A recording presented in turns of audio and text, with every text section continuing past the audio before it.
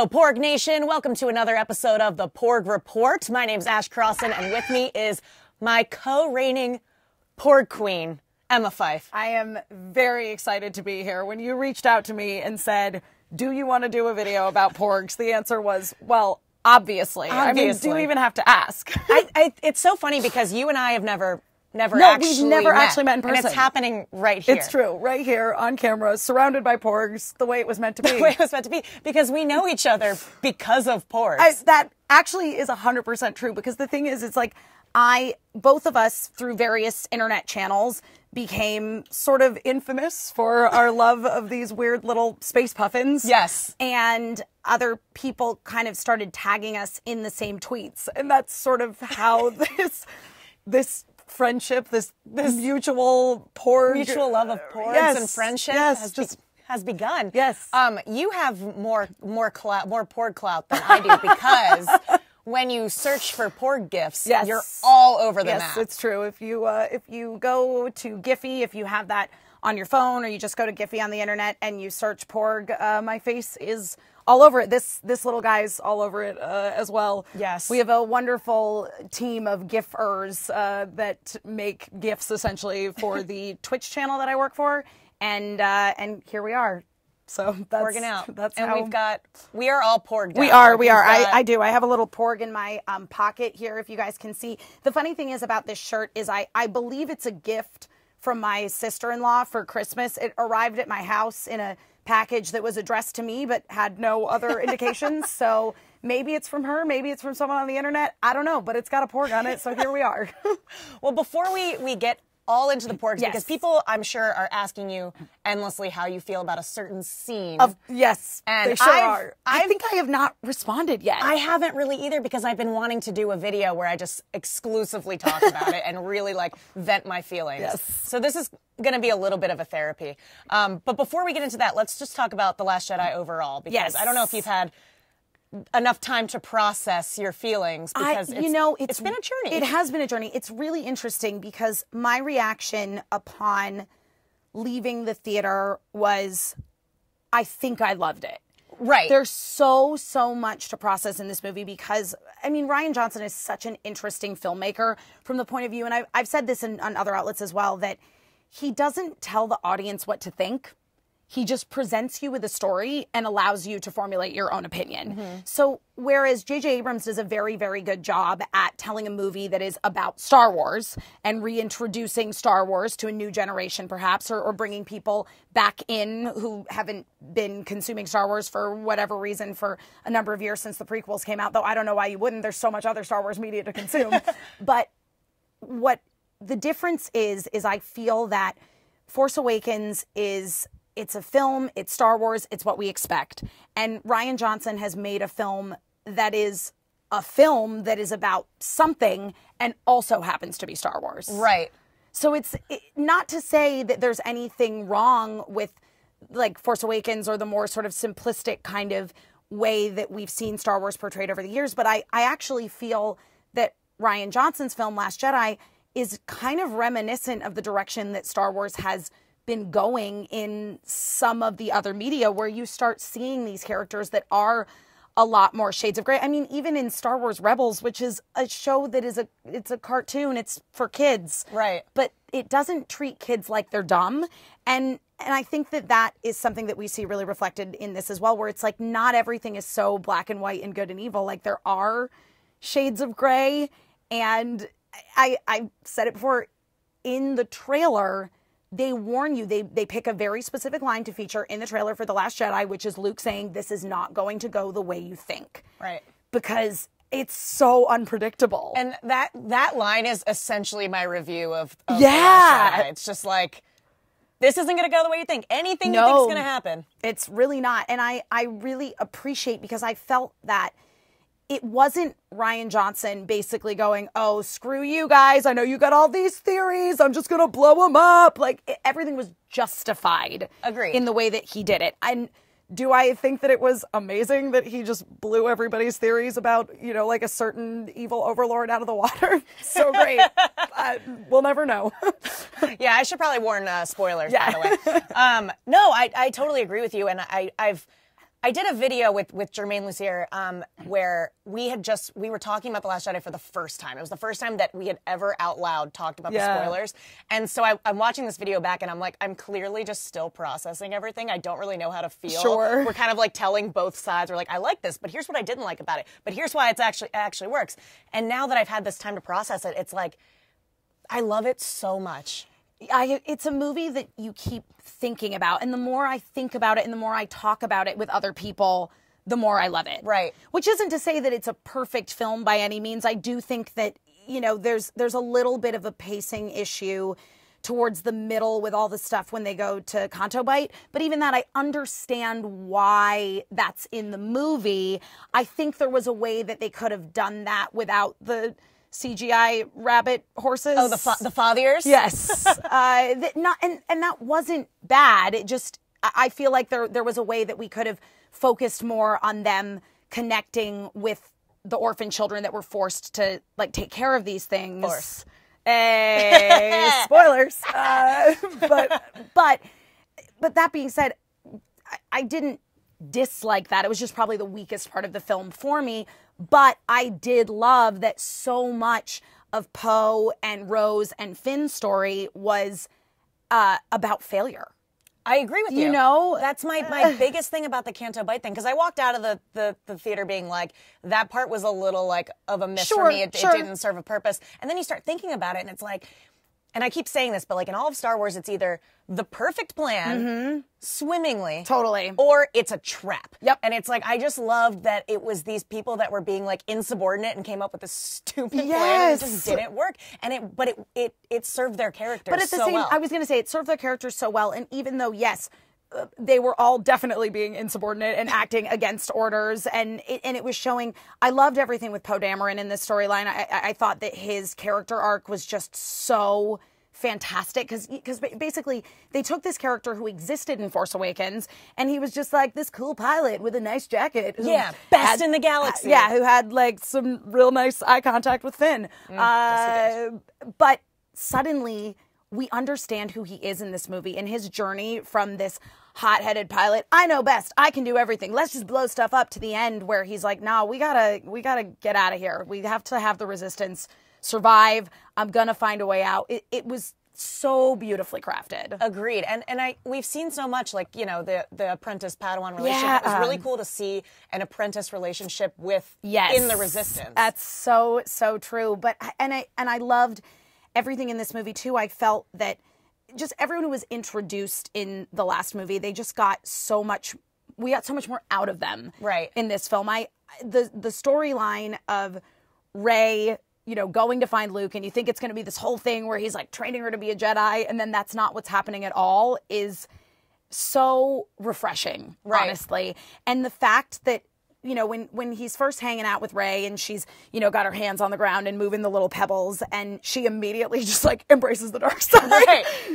It was so great because I think in Rey we finally have this character who every other Jedi character we've seen so far in sort of the film Star Wars canon has been so afraid of the dark side. It's oh man, I can't go there. It's really bad if I do. I'm just gonna go full Darth Vader and murder everyone. I gotta steer clear. Even Anakin Skywalker, as he's going and he's like, I don't want to embrace the dark side. And here we have Rey, who has no real concept whatsoever, and is nah, it's got a thing I need. I'm totally gonna use it if I have to. And then you also have on the far end of the spectrum, Kylo Ren, who was such a great character in this film, who's nah, I'm all dark side. I'm all in. The only reason that I want you to come here is so you can join me, Rey, and we just rule everything together as king and queen. Yeah. Oh my God. Yeah. And it was kind of explored in the prequels, but I don't think it was stated as well of the appeal of the dark side and what it is, because it was you live longer and you have the well, and on top of that, Luke actually breaks it down really well in this movie where he says to Rey when she goes there, he says it offered you something you needed. Right. What? I just got chills saying that, by the way. So yeah, I just think that they handled what had become sort of abstract, lofty, very black and white concepts in a way that made it feel very grounded. We were going into this being are they gonna I hate the term the gray Jedi thing. Are they just going to like blend it together? I don't care for that term either. I like that they did it in a way where it wasn't specifically like gray Jedi, the middle. Yeah. It wasn't this like, oh, there's a happy medium. It was like, no, you can explore both sides. But while still being one or the other. And I mean, I think that that's also encapsulated really well in that final conversation that astral projection Luke has with Kylo Ren, where he says to her, I will not be the last Jedi. Oh. But he's also come to terms with the fact that the Jedi don't, as you were saying, they don't have to be so absolute. Right. That it is possible. Only a Sith feels an absolute. Yes. that it is possible to carry on the legacy of the Jedi without having to constantly fear the dark side, and as you say, just like deal in, well, you're all good or you're all evil, right? And that also is very much encapsulated in the fact that Rey's parents are not part of some great destined storyline, blah blah blah.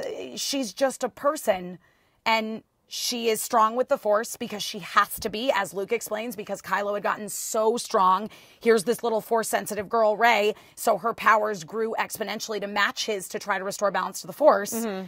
And it doesn't matter that she's not somebody. Yeah. She is somebody because she's going to carry on this legacy and this hope that the idea of the Jedi bring to the oppressed people. Right. And my only like kind of critique was they kept teasing the parents thing. Like, I know who your parents are, by the way. And I'm like, just tell me who the parents are. I don't care if it's no one. Just tell me. I like the way they handled it too when she went into like the dark place underneath the island. Like the sunken place. Yeah, the sunken place. And it was just all these reflections of her, and then when she approaches show me who my parents are, and she looks, and it's just her in the mirror, basically being like, it doesn't matter who your parents are. You matter. That was a super Harry Potter moment. It was so Harry Potter. I was fine with it. I was like, oh. Well, and it's funny too because I play a Star Wars RPG, and in it, we stream it live on Twitch on Friday nights. Though I think we're moving to another day next year at 9 p.m. Pacific on Hyper RPG. That's the Twitch channel I work for. It's called Pencils and Parsecs. It's real fun. But we literally, when I saw Last Jedi, we had just had a whole thing in a Sith temple where we like went into this creepy mist and started seeing weird visions. So I felt very connected to that scene with Rey.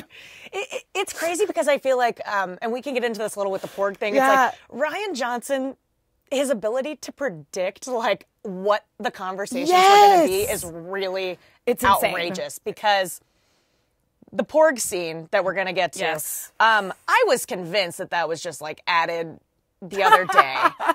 I don't disagree with you on that. But I found out that has been in the script the entire time. Like, who could predict that eating porgs would be the massive conversation? Rian Johnson did. Yeah, he sure did.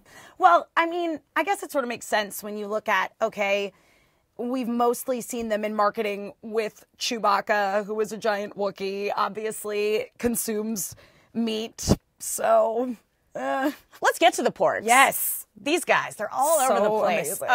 Because I'm sure you experienced this as well. People like really loved them at first, and then there was the Porg backlash. Yes. Where everyone was like, stop talking about Porgs. You're so annoying. Listen, I feel like with the Porg, we are seeing exactly what we're seeing with the film Last Jedi as a whole, that they're very divisive. They're very divisive. They're divisive little creatures. Did the Porgs live up to your expectations? Oh, man. I thought that the use of the Porgs in the film was just perfect. Perfect amount. It was the perfect amount. They were cute. They did some funny things, but they never impeded the storytelling. So I think this is in the visual dictionary. Yes. There's concept art of the Porg getting impaled by a lightsaber. I saw that. Someone tweeted that at me the other day. I think they tweeted it at you also. They did. And my heart was very broken. So, what the hell? Listen, I am fine with the Chewbacca grilling the Porg scene because that makes sense. Wookiees gotta eat, man. When you saw that, what was your reaction? Because I legitimately was sitting 2 rows behind Ken Knapsack, who has been my Porg nemesis. My Porg arch nemesis. And this scene pops up and I'm just like, no, and I scream it. My Porg arch nemesis, it's a little bit Ken, but it's more so the GM of our Edge of the Empire campaign, Burt Jennings, who also hates Porgs. He hates them and talks about how they should be eaten. We had this whole thing where we tormented him and made him wear a Porg costume one time. It was awesome. He also recently murdered the Porg that our party had acquired. Still dealing with that sadness. But I immediately thought of all the people that hated Porgs in that barbecuing scene. And I was like, well, you know what?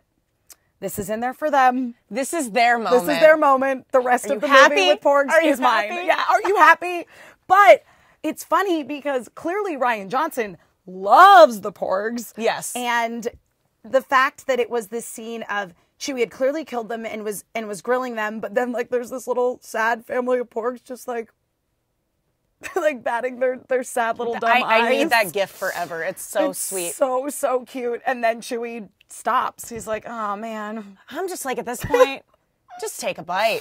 Yeah. Also, how many did he eat before we even got there? Right. And like we didn't witness him murdering and defeathering. So oh my God. There's a whole deleted scene there's a whole process to get to the point that we saw them on the barbecue spit. So thank you, Rian Johnson, for not showing that. I think the Porg haters would have enjoyed it, but I know that you, like myself and Ash, are a Porg fan, so we appreciate sparing us the gory details. Another thing in the visual dictionary is that they have the Porg on the spit, right? Right. Without the legs, and it says that it's because the legs are the tastiest part to Wookiees.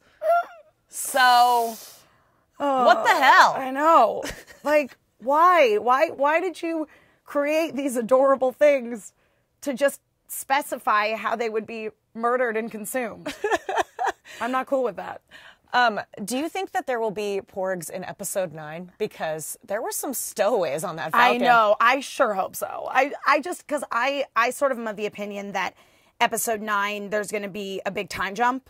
Yes. That's sort of my theory. And I mean, that's what's so exciting about the ending of Last Jedi is who knows where it's going to go. The possibilities are endless, and that is thrilling. Yeah. Because if you look at the end of even Empire Strikes Back, it was so clear that you had to go right back into exactly where we were. Right. Force Awakens, J.J. Abrams set up all of these sort of storylines that, okay, well, we need to continue those. Right there. This wrapped up a lot of storylines and left you in a place of who knows? This movie for me was like, I think it's so fun to speculate and do these videos and speculate about what could happen, but then it's just like throw them in the trash. Sure, absolutely. But speaking to the continuation of Porgs, I feel like because we did have those stowaways on the Falcon, what I would like to see is a time jump and, Porgs playing a crucial part in the Resistance, probably in a sort of mechanic capacity where they assist with, the construction and repair of weapons and maybe vehicles. I would say that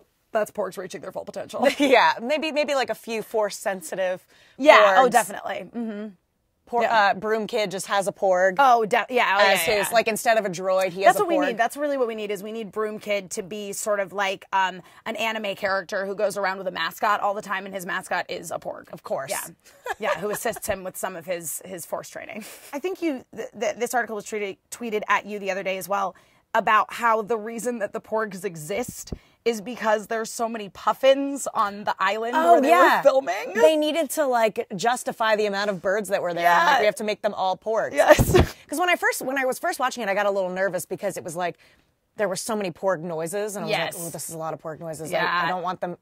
And then I watched it the second time, and I was like, "Never mind. It doesn't bother me at all." No, definitely not. Again, it just kind of adds to the environment. I think it was such a clever way for them to deal with their actual filming conditions. Yeah. Though I read that Rian Johnson was gifted a Porg, like one of the full working Porg puppets. I would like one. I really want one. I don't know what I need to do. I know, like who? I will shill whatever you need me to shill, Disney. Just give me one of those Porgs. Yeah, I totally agree. And that I think was another one of the things that I really liked about the stuff with the Porgs was so many of them were puppets, and they looked just that little tiny bit janky, just like the Yoda puppet, like just a little bit. And it was so endearing and just brought you back to what I loved about the original films as a kid. I mean, when I was little, my favorite movie in the entire world, my first favorite movie ever was The Dark Crystal. So I'm like all in puppets all the time.